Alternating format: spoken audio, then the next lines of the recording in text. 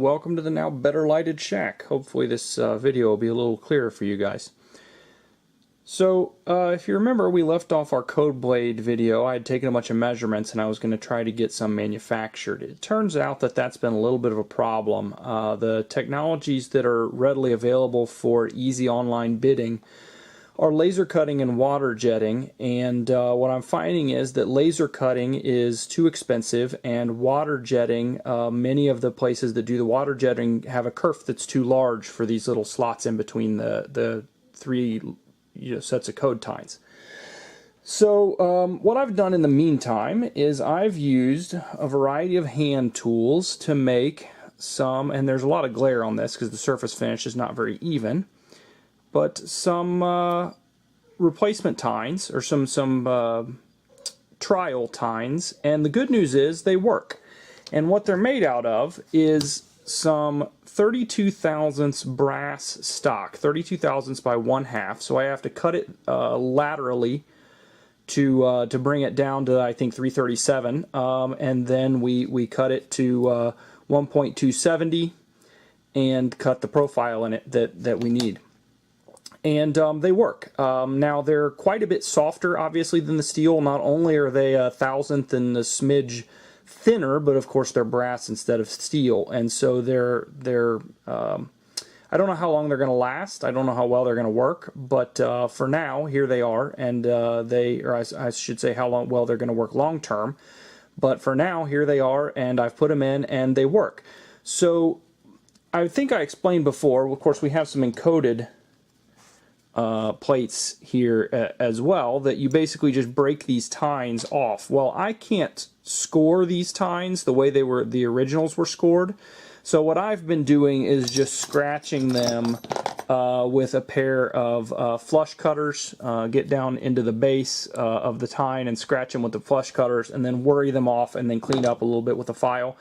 And that works fine. And as I said, I've tried some of them in the machine, and they do work. The other thing that worked was I made a stop plate that had a stop blade that had the extra little tine right here. Really, it was just like the original. It just came off rectangular. And I can stop in more than one place on the code wheel. So good news on both fronts. And with these three plates that I just made just now, I will be able to spin out my call sign on 1/2 of the wheel, and we'll try that. Now, to make these, what I did was, as I said, I cut down the 1/2-inch stock width, laterally to get to the width that I needed, and then I used a combination of shears like this to do the lateral cutting, and then some small needle files to do some cutting and cleanup, and then ultimately a Dremel to cut some of these slots and such. I made an early one using a hand hacksaw, which is quite large in this picture, but just your basic hacksaw, because it turns out that the kerf of this blade is very close to what I need for these slots, and that worked okay. The only trouble was that with these only being 32 thousandths brass, they're not stiff enough to cut with the hacksaw. And so I had to stack a number of them together, which is fine. I wound up doing that with the Dremel as well. But precision suffered a little bit, particularly with the hand hacksaw. And so the Dremel really worked better, and of course was faster. But I had to go get a Dremel because my Dremel had, in the meantime, failed. So let's encode one of these. I've already encoded a K, a B, and a figures. I already had the letter I, which is the same as an 8, and I already had letters plates. This is a letters plate, by the way. So I now have KB8 on my code wheel, so we need to encode an O, a J, and an H. So let's look up the code for that and see if we can't encode an OJH and put these in the code wheel. Alright, so I've marked these three code blades, and I got the encoding out of Teletype document 217B. The version I have is change 7, and this is on page 2-60. It shows you which tines you break off for what encodings. And so if we look here, I have, this is my O code blade, and I want to break off these three marked tines. I just took a Sharpie and marked the ones that I want to cut. And you want to be careful about this, because obviously if you get the blade backwards when you're marking the tines, you won't have the character that you want.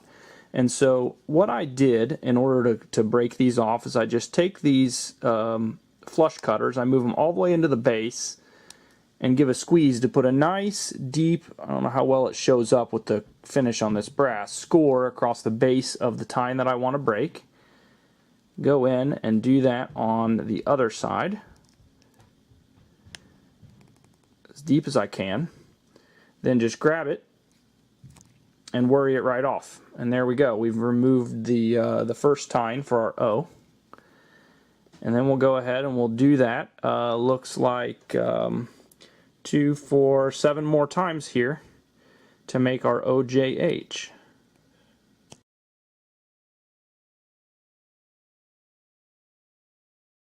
There's the completed O code blade.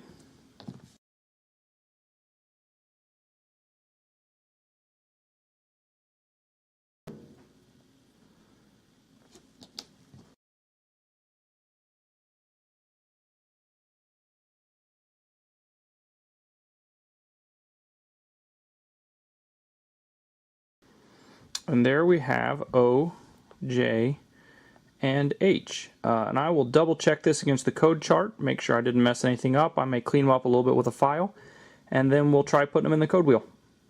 So I actually did miscut my H code blade. I had taken off these last 2 tines here on the left-hand side, and I should have taken off the middle 2 tines on the left-hand side. And fortunately, that last missing tine is the 6th tine that is unused in the 5-level code used by my Teletype machine. So I think we're going to be okay there. So here's our friend the code wheel, and you can see here's the stop plate, and I've already put a KB figures. This was one of the original plates that has an I, and then this is a letters plate, and then here from where I was testing is the new stop plate that I had created. And see, it just is the same plate, it just doesn't have any of the tines cut. So what we're going to do is we're going to go ahead and insert the O,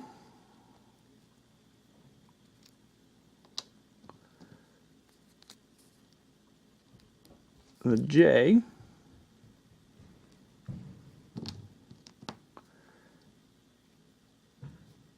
and the H here into the code wheel. So there we should have KB8OJH.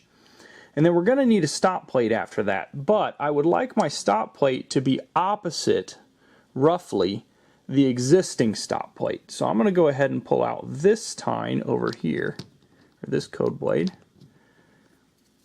put my stop plate there. So that leaves me with one more blade here that has some letter from the original GTM Cedarville encoding that I'm going to pull out. And I will replace it with one of these letters plates that's unused. And the manual says you do your padding with letters, which makes sense because the letters code doesn't cause the teletype to send anything that will change the state on the other end if you're already in letters. So now we have from stop plate to stop plate, we have my call sign with an extra letters encoding in there. So let's get this into the machine and see if it works. Now here we are, we've got the code wheel back in the machine. Let's go ahead and fire up the machine. Again, it'll be a little loud, and see if it works.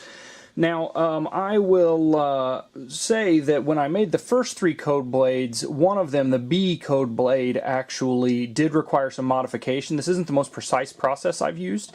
It did require some modification, so if we get some errors, that's not going to surprise me too much, and nor is it going to worry me. We should be able to fix it.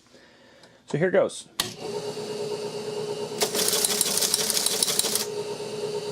There we go. If you see there,